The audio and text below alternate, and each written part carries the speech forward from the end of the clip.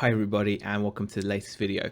I thought as we're approaching the end of certain restrictions, which means car boots are going to be back in action for the summer of 2021, I thought it might be a good time to give ourselves like a little refresher course on my top 5 tips on how to approach a car boot sale. Now, some of this stuff is going to be common sense, but some of it is so obvious that you might not actually think to do it until you're out there.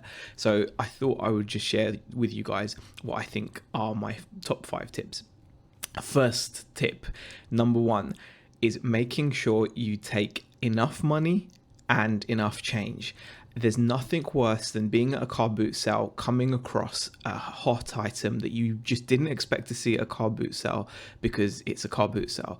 But that's what normally happens. You'll come across a stall, someone selling a job lot or an item at a higher price than expected, and you've got to then either faff around trying to see whether they can accept PayPal or whatever, and if they want cash, it means trusting them to hold the item whilst you go off and leave the car boot to go and get some cash, assuming there's a cash machine close enough, then come back and buy the item.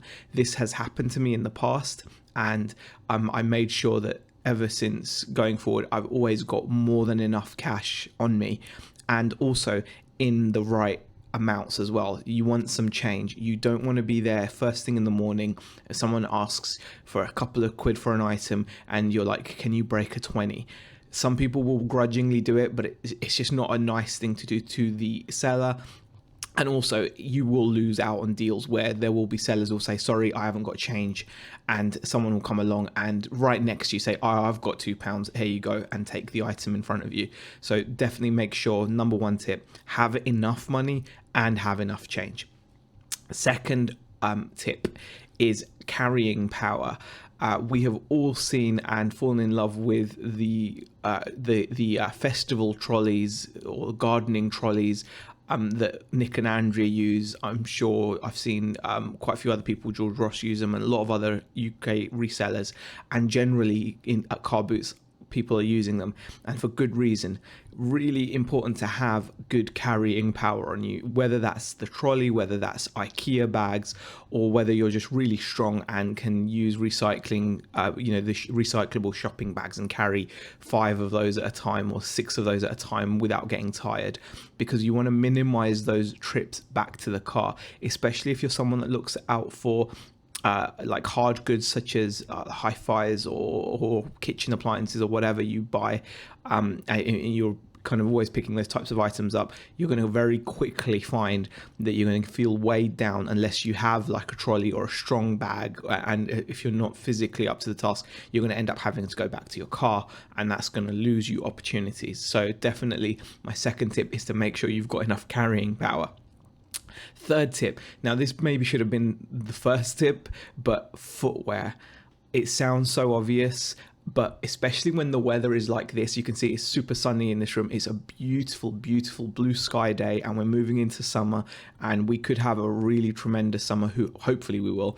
And if we do have a nice hot summer, it's so easy to wake up at like 5 in the morning, and you know the forecast for the day is going to be 20 degrees, it's going to be blue sky, it's going to be lovely. And it's so tempting to just go out in your your kind of just running shoes or flip-flops or Crocs or anything like that. But please, please, please think about where you're going. Chances are you're going to be going to a car boot in a field, a farmer's field.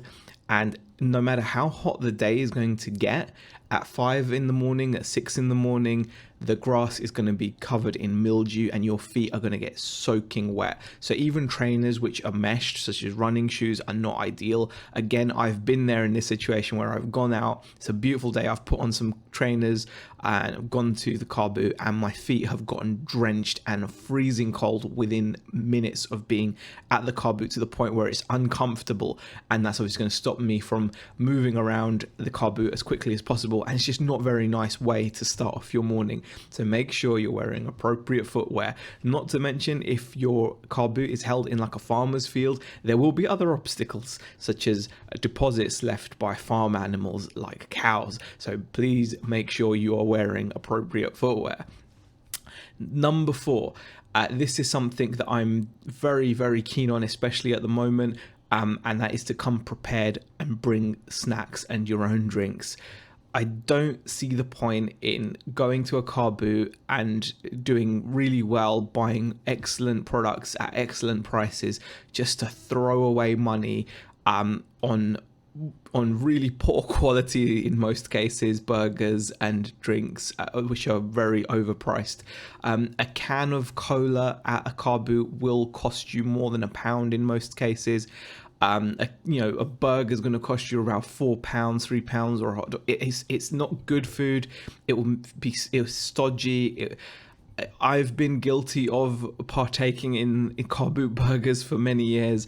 But this year I'm determined to not be doing that. I've actually not been eating out, and maybe this is just like me just going on my own personal high horse at the moment, but I will put number 4 is bring your own food, because it demeans what you're doing. It kind of, if you're going to just throw away, you're going to be so thrifty and careful and buy things from car boots to resell for good profit, then just going to throw away that money, and not even on good food. I don't mind if it's on good food, but on bad food, which is only going to make you feel stodgy and slow, especially in the morning. Bring your own drinks and snacks. It will save you money, especially over a season, and also I think you'll feel better for it. And my 5th and final tip for going back to car boots in 2021, which I'm actually getting way more excited than I thought I would be about. My 5th and final tip is to negotiate nicely. You will get far further, far more often if you negotiate nicely. Everyone loves to haggle at a car boot sale. Haggling is expected at a car boot sale. It's almost weird if you don't haggle. The sellers are expecting you to haggle. So the first price they give you in a lot of cases is not going to be what they're going to expect to actually achieve on their items. They're going to expect you to knock them down a bit. Now, how you do that is crucial. The worst thing that you can do, and I really mean this is partly a pet hate, but it's just also really awful way of negotiating, is by trying to get someone to drop the price of their item by pointing out flaws in the item, by making the item seem not as worth it, by basically poo-pooing the item in order to get the buyer to reduce the price. So if someone's asking £20 for something and you start saying, oh, but look, that there, that's missing, that's wrong, etc., etc., that's not the way to do it. Those, you may well have valid points, but it's not the way to do it. You're going to be far more likely to actually get a better price or closer to the price that you're happy to pay if you just are nice and negotiate nicely. So communicate with the sellers, be kind of friendly, approachable, smile. It really helps. These little things make all the difference when it comes to actually settling on a price. Show interest in the item. There's nothing wrong with showing interest. It doesn't mean you're going to get fleeced just because you show interest. It's how you do these things.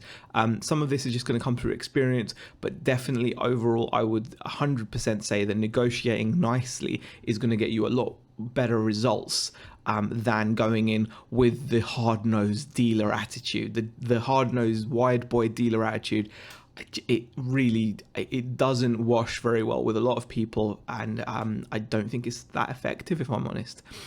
So those were my 5 top tips, as it were, practical tips in how to approach car boots, as a little refresher as we approach 12th of April 2021.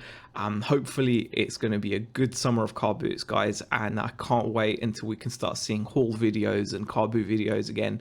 I'm really looking forward to it. A beautiful Saturday like this in the morning. You need to be out there. Thanks for watching, guys.